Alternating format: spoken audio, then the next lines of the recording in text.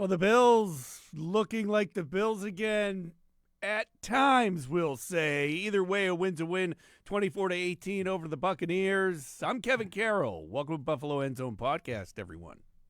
And I'm Jon Scott.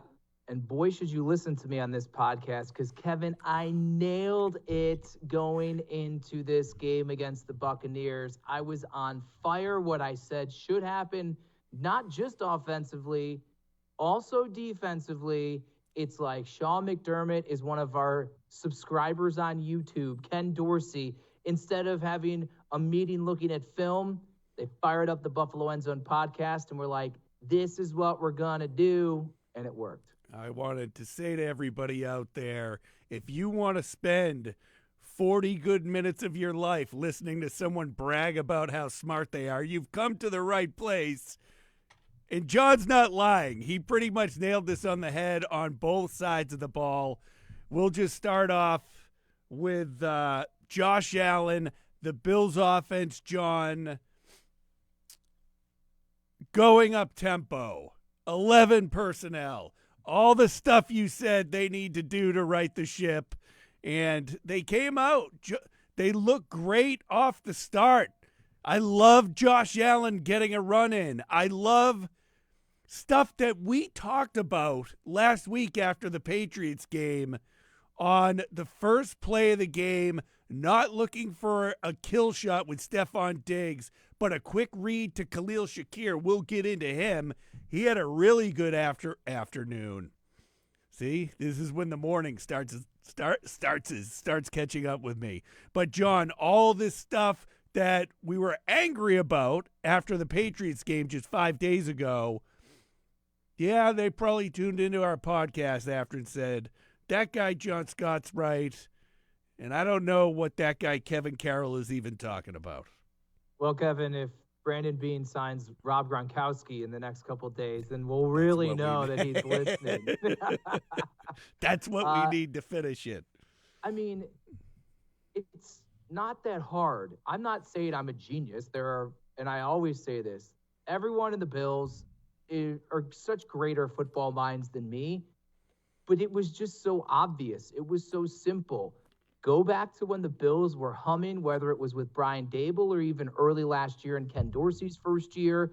What were they doing? When Josh Allen is on point, when the offense is moving and grooving, what are they doing? Up-tempo, quick throws, distributing the football, a lot of wide receivers, go, go, go.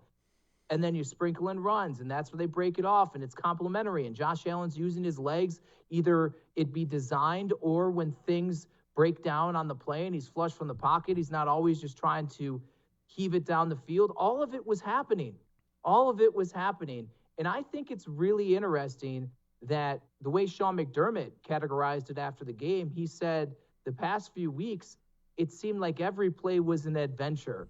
That's a perfect way of describing it. I wish I would have thought of it. But if that's what the head coach was seeing, I think that tells you the state of where things truly were internally going into this game.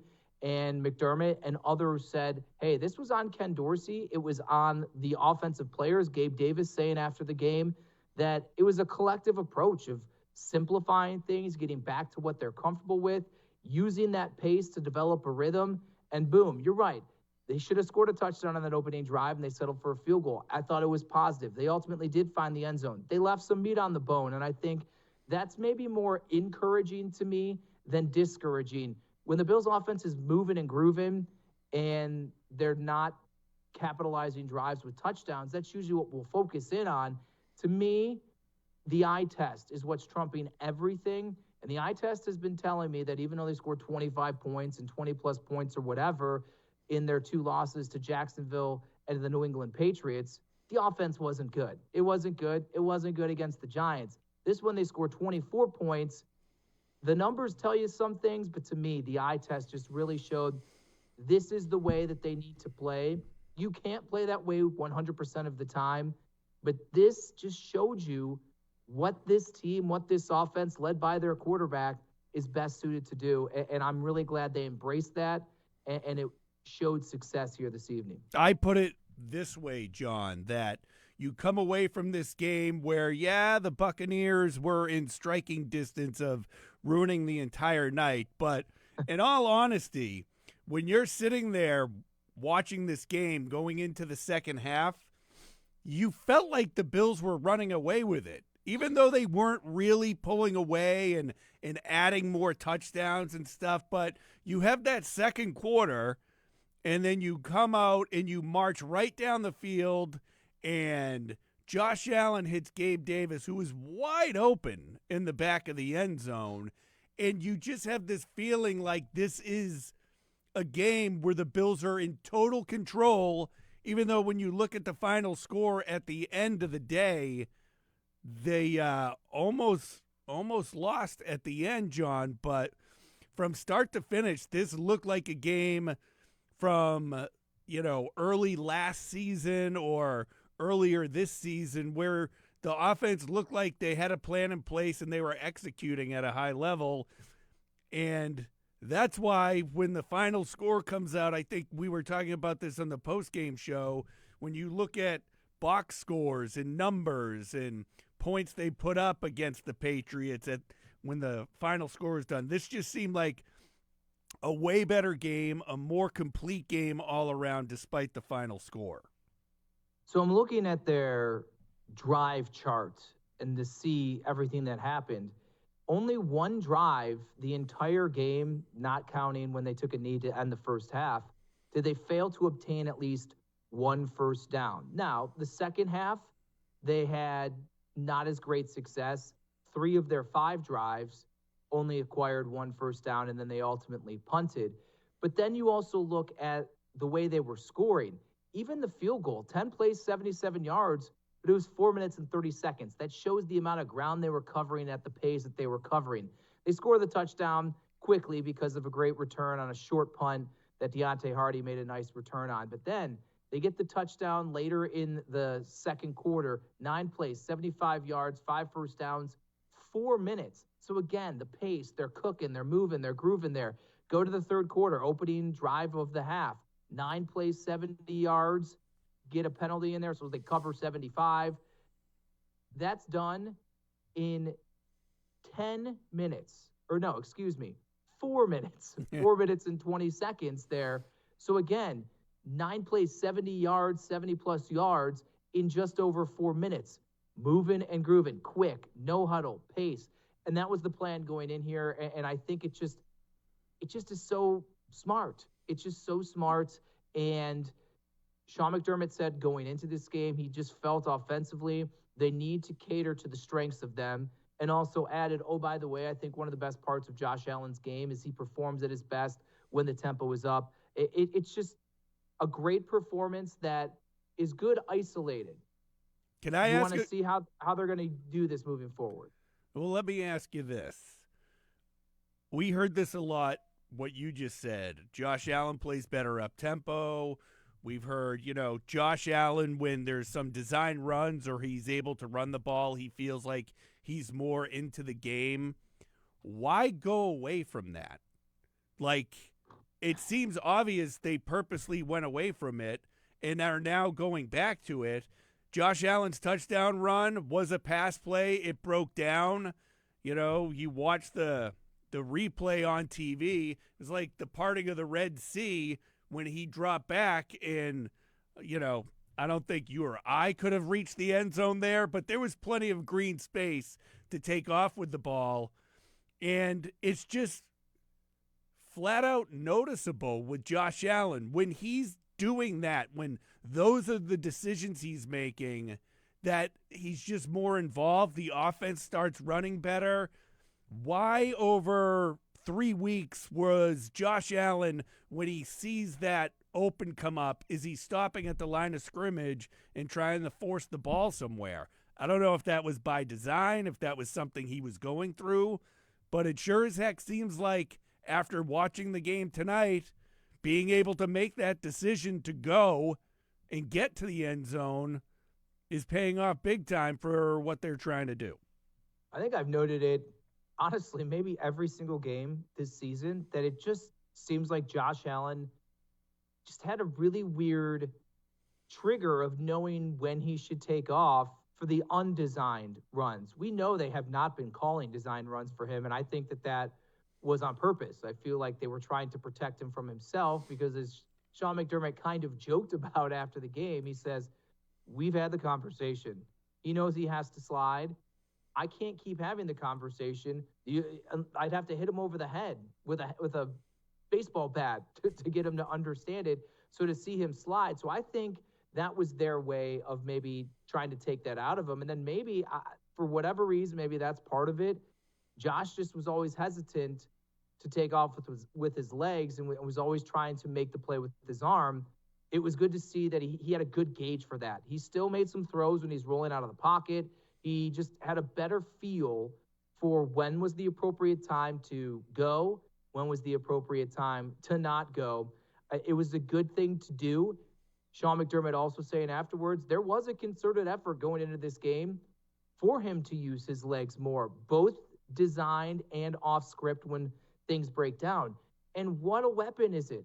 This is part of what makes Josh Allen arguably the best quarterback in all of football, because he can do things on the move that very few, if any, can, especially at his size. And then you add in the howitzer arm that he has as well to throw the football.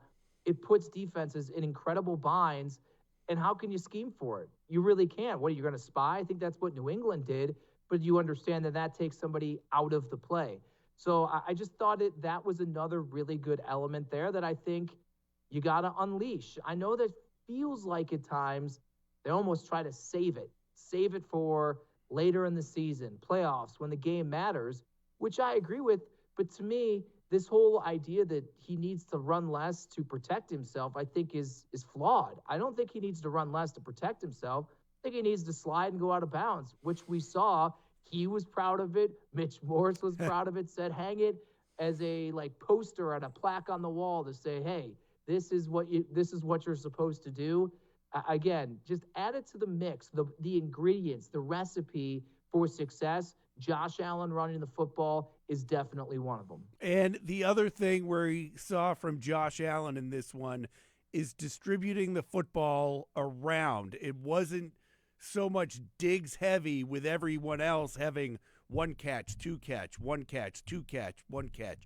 You saw Dalton Kincaid, which I was kind of hesitant to get into this. There was a lot of, well, this is going to be Dalton Kincaid's breakout game. Now that Dawson Knox is on injured reserve, this is Dalton Kincaid's time to shine. Him being a rookie, I was a little bit hesitant with that. But, I mean, that guy came to play too. Got his first touchdown, made a heck of a catch down the sideline at one point, and really just showed the weapon that we all thought was there during training camp, John, that we didn't really see because he was getting, one ball or one catch per game up till this point. So if you're keeping track at home, here's another thing that I said going into the Here game we that go. I thought was going to happen. The Dawson Knox injury, has wrist surgery. Bills, before the game, put him on injured reserve. So after this, he'll miss 3 more games as well. But I had said going into it that may just force the hand of the Bills to get away from this 12 personnel that they seem to want to transition more to and back to their roots as spreading things out a little wider. I asked Gabe Davis in the locker room afterwards, how does that help you guys? And he said, listen, even when Kincaid is in the game, it's like 4 wide receivers because that's what he is as well. It spaces things out. And Josh Allen added he feels that the offense as a whole operates best when he distributes the ball to a bunch of people and gets it to them quick. You look at the targets here. Gabe Davis, Stephon Diggs, each had 12, 9 grabs for both of them. Davis, 87 yards, Diggs with 70. Khalil Shakir, 6 targets, 6 receptions, 92 yards. And then there's Kincaid, 7 targets, 5 receptions, 65 yards. So those are your 4 pass catchers there. And I think if you funnel things between those 4, you're great. And you're right. The only real concern with Kincaid now in this role with Dawson Knox out is the moments he's going to be asked to block. But maybe they're not going to have to be that big of moments and frequent if he's still going to be treated like a big wide receiver. You're not going to have him in line chipping guys and having to pass protect as much as maybe they asked Dawson Knox to do. So I think it was really good scheming, and you're right. Now, this is back-to-back games where Dalton Kincaid has been involved. There's no reason to think that that's going to slow down, and this is the trend of what you hope to see from a guy they trade up for in the first round that was supposed to be this special piece to differentiate their offense and get it back to not only just where they were, but places beyond as a matchup nightmare here. Really encouraging to see that this is the way they're going to utilize him. But I think it also helps him that they're spreading things out now. That helps with the pace as well. I loved that element of it. And certainly it sucks that Knox is hurt, but I saw a lot of people on Twitter, and I might be in that book. I think this 12 personnel idea may be dead. It's certainly dead while Dawson Knox is out. And whenever he comes back, it'll be curious how this offense has performed in his absence and where that then leads his role upon his return. It'll be interesting to see. Fred Jackson and I talked about that on the post-game show of what happens when Dawson Knox returns, because you do hear everyone still say that Dalton Kincaid is like a wide receiver. Well, if that's the case, why wasn't it working with both of them out there if Kincaid's more of the wide receiver? At any rate, the Bills will have a decent problem to have when Dawson Knox returns. If everything's humming with Dalton Kincaid, you got to keep riding the hot hand and keep going with it.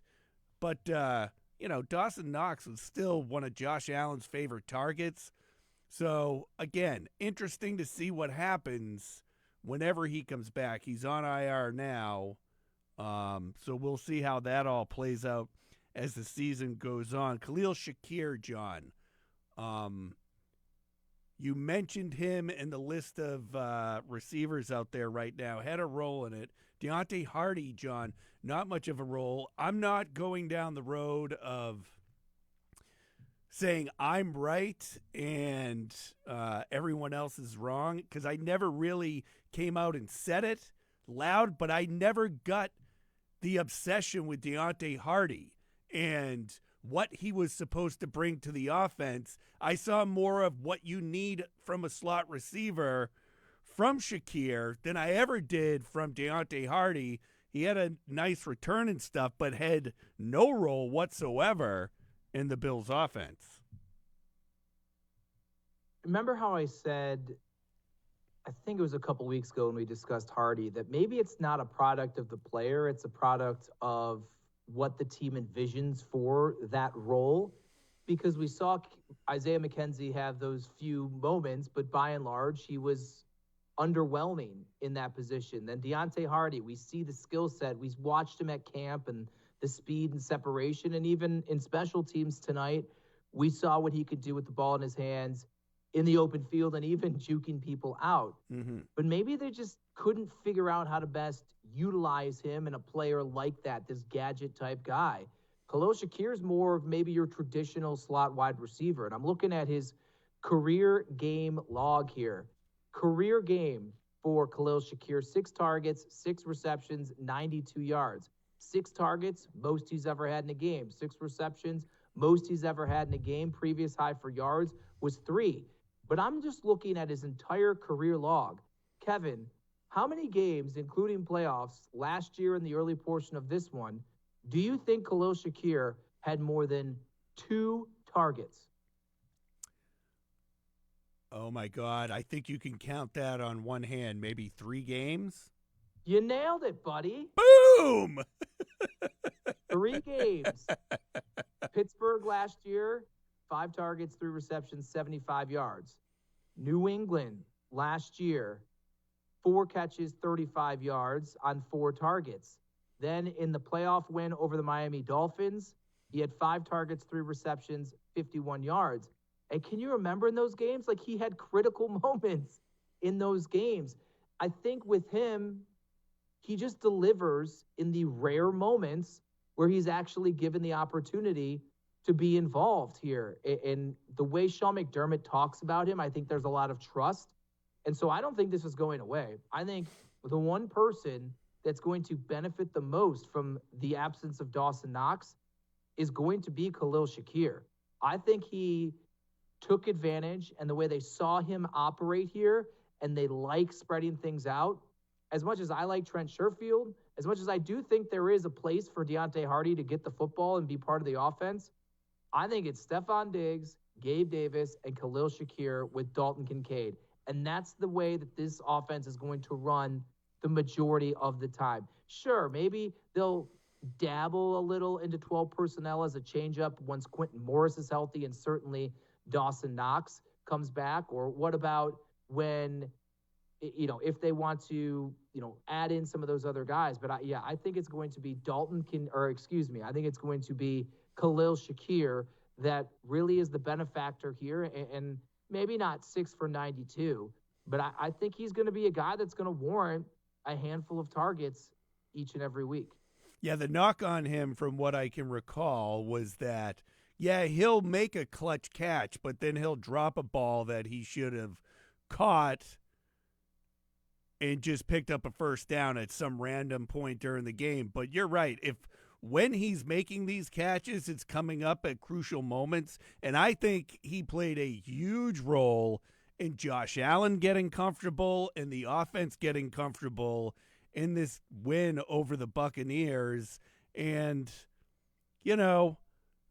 again, he was bagged on a few times during the year. Gabe Davis has been bagged on a few times. I love the way they use Gabe Davis. They gave Gabe Davis chances to make plays and chances to do stuff after catching the ball rather than just sending him downfield all the time.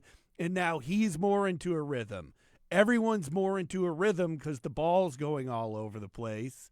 And it's what you want to see, but you want them to build on it more, because this was the easy part of their schedule, John.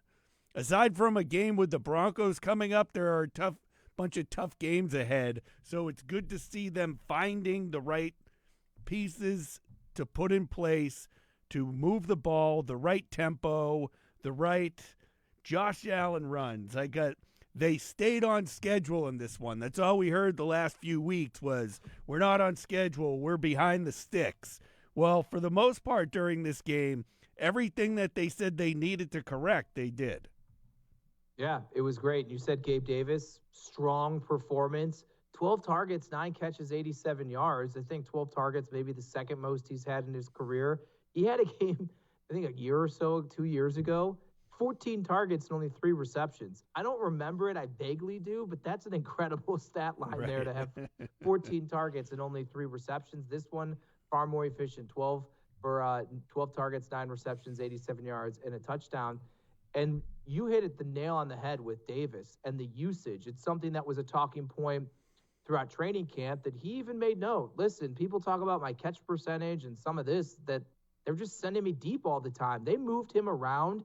And I think that's also something that the trio of Diggs, Davis, and Shakir, plus Dalton Kincaid, you can work those guys in a bunch of different spots on the field. It doesn't have to be Diggs and Davis have to play on the outside. Shakir has to play in the slot. I think you even saw it, quick hitters to Davis, to Diggs down the field. Like they all can kind of do it all. And so while the personnel grouping may remain the same, the way that they're deployed and utilized can alternate with those guys in the field, especially if you're going up tempo. They could all be in different spots for all different sorts of plays in a row. So I think that was really, really good. And you're right, Kevin. Now the thing is, how do the Bills build off of this when they go to the Cincinnati's and when they go down the lines and face the Eagles and things like that? Are you going to just run up tempo a lot of the time? I don't think you're always going to do that. Teams are going to adjust, but I do think this is they found the core. They found the core of who they are, and it's a core that we knew this is who they are. And I know I saw people in my interactions with Twitter throughout the game. One guy thought, he's like, Dorsey had to have been listening to media and fans criticizing and saying to do all this stuff. I said, I don't think that he's listening particularly and making coaching decisions and his livelihood on the line because of what yahoos like you and me are saying. But it really was that simple that you wonder, why the heck weren't they doing this before? You knew it, I knew it, fans knew it, everybody knew it. Even the players seem to really understand, hey, this is what we need to do to be at our best. And I think it's really good to see that there probably was a collaborative effort here of like Dorsey's here, and it wasn't all Dorsey's fault for the things that he was calling. Maybe it was the execution by Josh and some other guys. And so, hey, these are the plays I like. We like to play up tempo. This is how we get in rhythm. We like spreading it out a little more. And everybody's like, cool, let's go see if this works again. And it's like when you get the band back together for a little reunion, you're like, damn, we can still play those songs the same. The hits keep coming.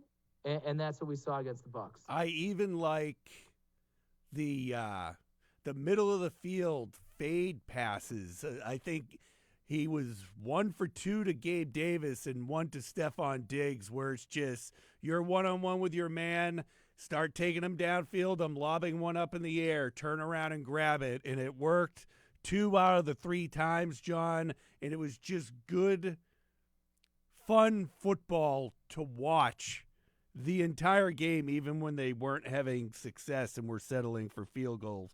It's plays like that. It's Khalil Shakir bulldozing someone running down the sideline and picking up an extra 20 yards or so.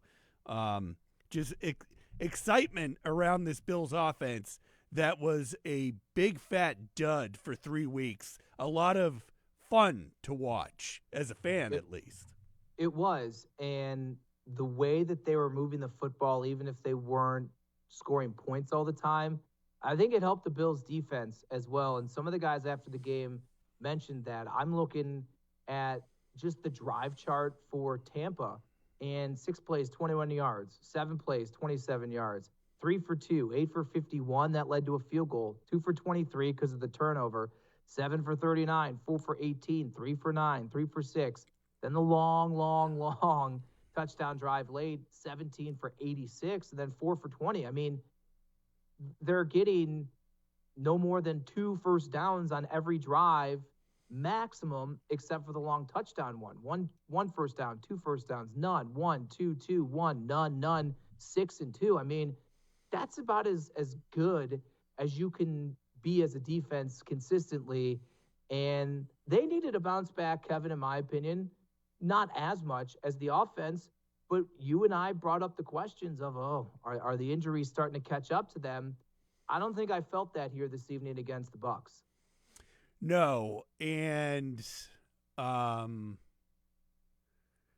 where do I was kind of going to save this about the 4th downs and the punting and stuff, but on top of what you're talking about with the defense's performance, I think that played a large role why twice around midfield, with it being 4th and 2 or 4th and 1, Sean McDermott elected to punt with Sam Martin pinning the team back because the defense had been playing so well.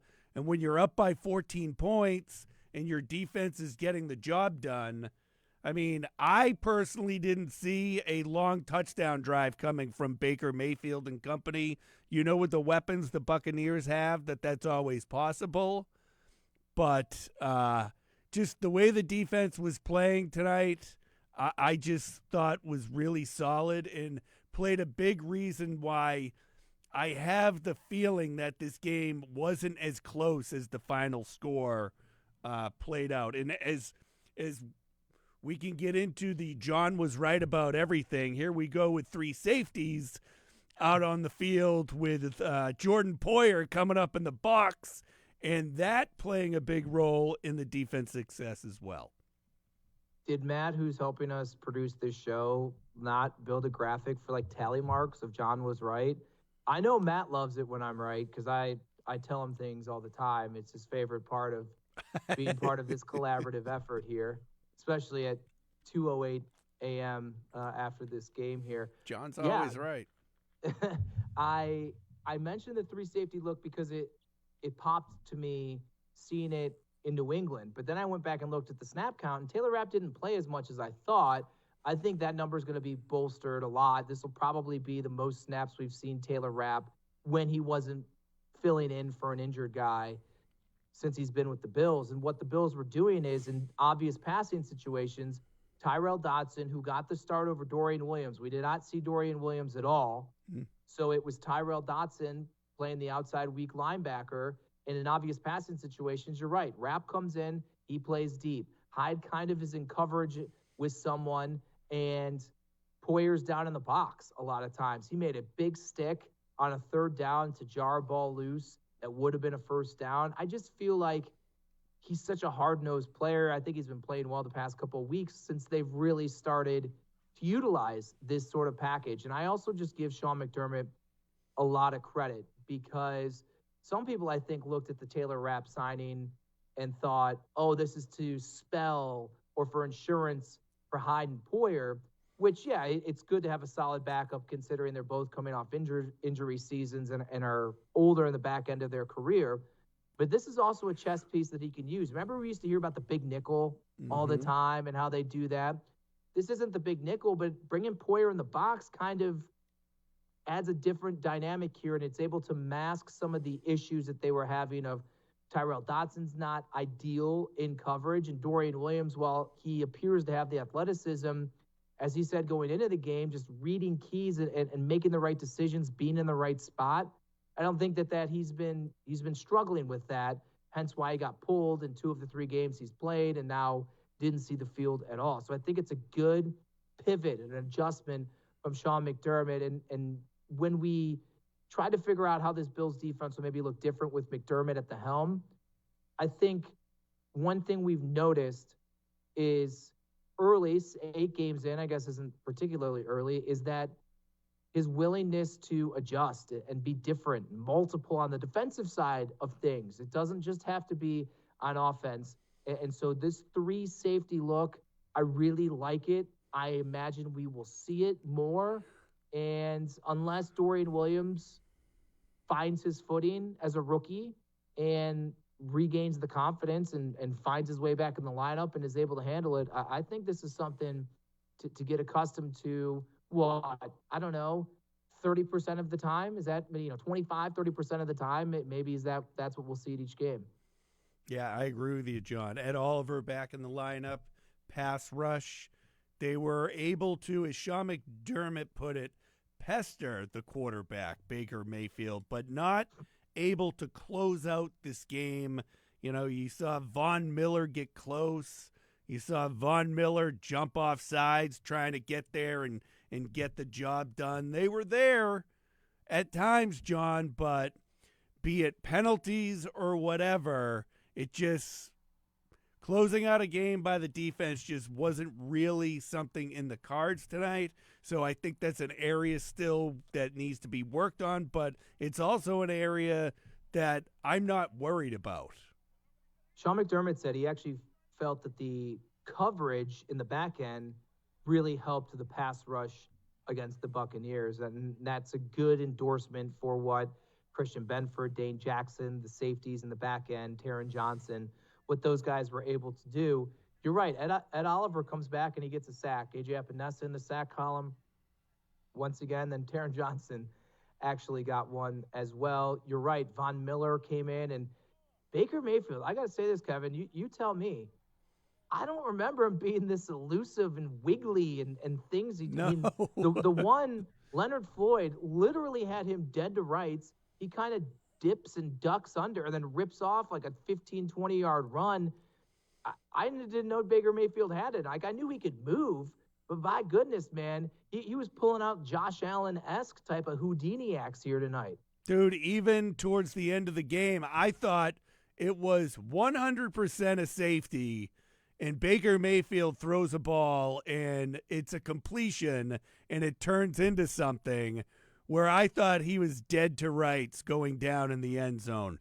And he was doing that all night. Like, you would see things, and you're like, oh, that's Baker Mayfield. He's probably going to be sacked at any – and then, no, he was not sacked. So you're right. this was something that was discussed going into it about how this is an area he's improved from his days in Cleveland and his other previous stops in the past year or so. He'd only been sacked 8 times in 6 games coming into this one. So getting him down on the ground 3 times is pretty good, right? I mean, that's almost half of what he had been sacked going into this football game, and there was still stuff out there. You're right. I think the bar was set so high early that when they're not producing it and they're not as relentless and disruptive as we saw those first, 5, 6 games, it's even more noticeable. I will also say this, though, and injuries played a role a year ago. I felt the Bills' defensive line came out of the gate pretty hot last season, and as things moved on, it tapered off. The Von Miller injury obviously was a big part of that, but that still wasn't until the end of November. I think even maybe the month plus before that, after the Kansas City game, I didn't notice much from the pass rush a year ago. You just hope that simply losing Daquan Jones, but as Von Miller says, he's starting to feel better. Best he felt in practice this week, best he felt coming out of a game. He feels he's close, but still not where he needs to be. You like to think maybe in some capacity those will balance each other out. And if you can start getting Von Miller going, Leonard Floyd still does his stuff, Epinesa continues it. Greg Rousseau, who knows how much the foot injury is actually bothering him with this mini bye week, maybe by Cincinnati, that'll be ample time to get him right. And then Ed Oliver being back, you already saw what the difference is. He is a disruptor, man, and doesn't always show up in the stat sheet. I thought his sack this evening was one that maybe he wouldn't have gotten his first few years in the league. He always talked about being so close and never finishing. He beat his guy. He was close, and he took him down. So a good thing to see with Oliver back in the lineup. Can we give credit where credit's due to special teams today? You have Shaq Lawson getting his hand on a ball for a blocked field goal. You had Deontay Hardy with a number of decent returns and, of course, flags on the play, and a couple of them were brought back. And then Sam Martin putting that ball right inside the 5 a couple of times and giving the Buccaneers a long field to have to work with. Special teams all around, John. Bravo, even Bass. Getting that field goal. It seemed like that one was a little dicey, too, the first one he kicked. Tough angle for me because I'm in the press box. Yeah. The trajectory wasn't pretty. So you tell me whether or not it was not great. It moved a little bit to the left, and I was like, but then it stayed inside. So. Well, I mean, he'd been missing things to the right, so I guess if he's going to the left, it's like our golf swing, right? You bet. Oh yeah, everything's slicing right. I'm going to change this, and then you hook it left and things like that. So I just think from a confidence standpoint, especially as he said going into the week, that nothing had changed. It's just sometimes you go through this. So I think confidence to get him going. You never want to see Sam Martin. I feel like everyone's seen a lot of Sam Martin, far more than they wanted to of late. 4 punts, 3 of them inside the 20. And as you mentioned, inside the 20 is a pretty big target there. He was like inside the 5 on a few of these. Some absolute beautiful things. And you're right, Deontay Hardy, he got a running start on that short punt, and then he ripped one off for 24 yards. You see what he could do, and even like reversing field and things like that. It's some fun stuff to see from them. The Bills had struggled in all 3 phases, and that's a coach speak thing, and you usually don't care about special teams, except for maybe when the punter's shanking it or your field goal kicker is missing it. So to see everyone kind of on point is another just encouraging sign, because particularly when offense isn't grooving or defense is struggling, you need something to pick you up, and everyone was humming on Thursday night. All right, you and I disagree on the 4th and short calls in the second half. I think punting the ball was the right thing to do right there. I just think with game flow and where you are, up 14 points, and no sense in risking it and not getting a first down, even if it's 1st and short, and giving the Buccaneers a shorter field to work with. But you're on the other side of this, and I think a lot of people are. I think I'm in the minority being fine with punting on 4th and 1.5 yards when you're up 14 points. The second one, I don't mind as much. I mean, late in the game, they don't have timeouts. Like, yeah, you could win the game, but I'm fine with that. But I don't know, man. To me, the Bills and Sean McDermott uses this phrase dictating the game. They want to be the ones dictating things. You want to be the aggressor. You want to have your hands on the wheel and be the one driving the car into the garage, not, kind of backing it in or getting pushed because of somebody else. That's also a sign of confidence in your offense. I know maybe on the flip side, you could say, oh, it's confidence in the defense because they're playing so well. But to me, when you have a 6'5" quarterback who's 240 pounds, and I know he's dealing with a shoulder injury, so maybe that played a little role into it. But that's what he's built for. And I'm not just talking about this new tush-push, brotherly shove stuff that's overtaken the league and it's this big polarizing thing.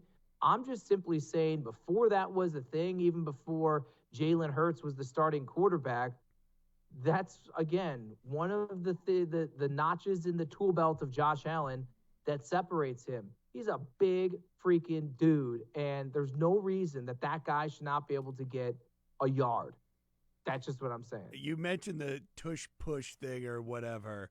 I had someone ask me the other day why the Bills don't ever try that, and I had to point out to them the Bills did that with Gabe Davis shoving Josh Allen into the end zone all the time last season. They even have done it this year on a number of. So for the people in Philadelphia that think that this is some big thing that the Eagles came up with, it's actually been around. And, I think we even talked about a few times last year that Gabe Davis might injure Josh Allen because he was hitting him so hard into the end zone at times. But whatever. We'll move on from that, John, because the trade deadline's coming up. You had Josh Norman out there today. Kaiir Elam, former first-round pick, healthy scratch once again. That leads to a lot of questions on if they're trying to move him. You asked me to go find a clip of you saying they should maybe have done it at the beginning of the season. But here we are. We got the trade deadline coming up, and there are still needs for the Bills, and that is less than a week away now. This game was a big dictator of what I thought was the next move. They looked good. So now you're looking at the offense and you're saying, I know there was a lot of people saying, oh, they should get another wide receiver. I'm not saying a talented guy wouldn't help them, but you saw what Gabe Davis could do. You bring in DeAndre Hopkins or Davante Adams or Jerry Jeudy or something, they're going to take the spot of Gabe Davis. Is that what you think should happen? What does that mean for the room and the culture and the chemistry that pushes Khalil Shakir off the field? Do you think that that's something that should happen? What does that do, and how does it affect maybe the utilization of Dalton Kincaid? I think I'm off, and I wasn't on the wide receiver addition train. To me, the coverage was good. Again, and Chris Godwin is a good player. Mike Evans is a good player. I know latter years of his career, but Benford and Jackson seem to hold up. Cincinnati game is going to be a whole different beast. We understand that. The Philadelphia game is a different beast. Heck, I'd even say Kansas City and whatever. Like, these are different contests. But I think they're comfortable with what they got at the cornerback position outside of maybe depth. Because you mentioned Josh Norman was deemed per Sean McDermott to be someone they felt was better on their roster tonight to best help their team win than Kaiir Elam, who's been a healthy and active 5 of the 8 games this season. I think the writing's on the wall. I thought the writing was on the wall before the season started. Lo and behold, here we are 8 games in. I just don't think there's any value for Kaiir Elam. That's what people think. Oh, he's going to get traded. Are they going to trade him for a 6th or 7th round pick? I don't foresee that. So I don't know. The linebacker position, Kevin, are you gonna trade for a linebacker? What linebacker would help you? that's better than this Tyrell Dodson, Dorian Williams, and the 3 safety look. I don't know. So I'm torn. I think something will happen. I just think it maybe will be more in the Nyheim Hines type, Dean Marlowe or whatever, these small moves that maybe solidify depth at certain spots rather than the big splash move. And I think economics also might play a role in that as well. Yeah, I mean, it's not a trade, but go get Rob Gronkowski out of retirement. Do you want to go into it again? I mean, no, I'm too tired. They're writing articles about you now. Yeah, I'm too tired, John. All right. Do you think they should make a move? I don't want to say one game should change anyone's mind, but the team just looked so different tonight than the last 3 games that things that I thought needed to be addressed, I'm kind of backing off of now a little bit. I still fall in the category of adding another wide receiver because that's when that offense was the best, when you had John Brown or you had Emmanuel Sanders.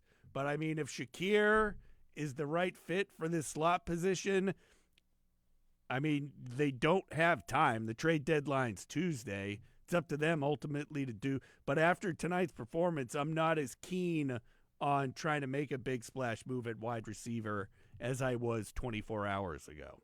And I'm just going to say this. This idea that the Bills should get Derrick Henry is idiotic. I don't even pay attention to it. One thing we didn't discuss, the running game, was Latavius Murray's been a great story. I think he's a great guy for the room, for the team, and all of that. I think Latavius Murray is great in that secondary third role.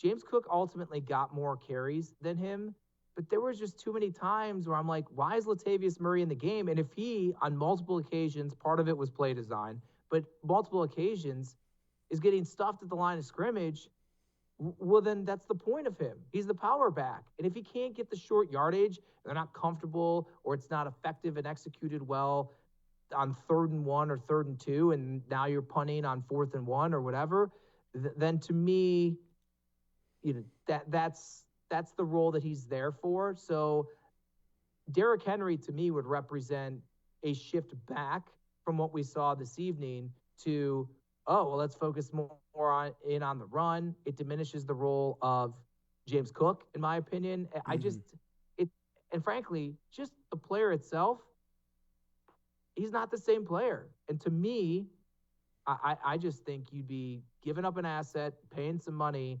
and blocking some guys that shouldn't be blocked, and maybe shifting to a philosophy of running the ball a little bit more, which I think is horrible. So no Derrick Henry. If they want to get another running back because maybe there's a longer term thing with Damian Harris, then fine. Again, Nyheim Hines-esque trade to bolster the depth.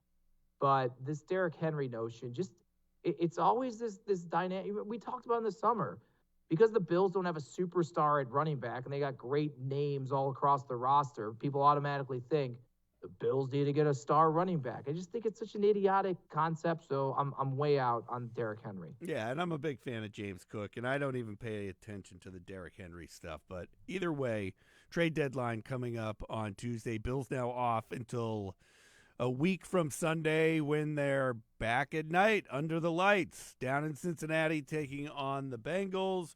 John, I will be back with you with another Buffalo End Zone podcast coming your way in the middle of next week. As always, thanks for joining us, everyone.